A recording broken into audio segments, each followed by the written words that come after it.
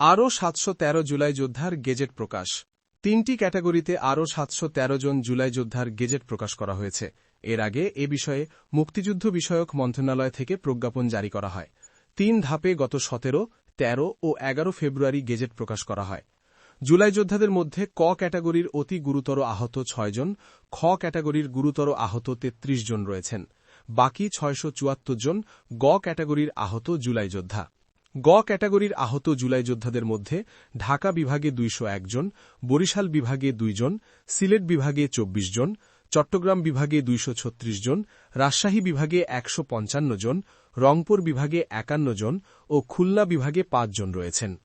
জুলাই গণঅভ্যুত্থানে শহীদ পরিবার ও জুলাই যোদ্ধাদের কল্যাণ এবং পুনর্বাসন অধ্যাদেশ ২০২৫ অনুযায়ী মুক্তিযুদ্ধ বিষয়ক মন্ত্রণালয়কে দেওয়া ক্ষমতা বলে জুলাই গণঅভ্যুত্থান ২০২৪-এ জুলাই যোদ্ধা গেজেট সরকার প্রকাশ করে বলে গেজেটে উল্লেখ করা হয়েছে।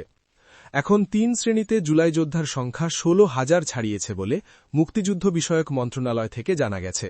২০২৪ সালে আওয়ামী লীগ সরকারের পতন আন্দোলনে অংশ নিয়ে নিহত ব্যক্তিদের জুলাই শহীদ এবং আহত ব্যক্তিদের জুলাই যোদ্ধার মর্যাদা দিয়েছে অন্তর্বর্তীকালীন সরকার।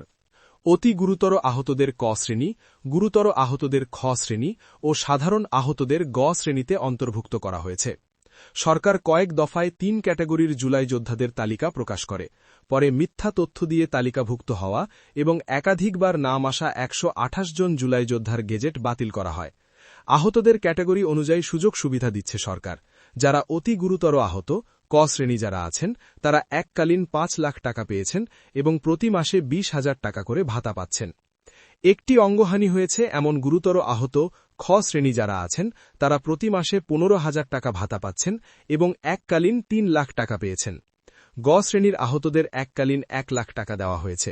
এছাড়া তারা প্রতি মাসে ১০,০০০ টাকা করে ভাতা পাচ্ছেন। পাশাপাশি তাদের চিকিৎসা বাবদ সহায়তাও দেওয়া হচ্ছে।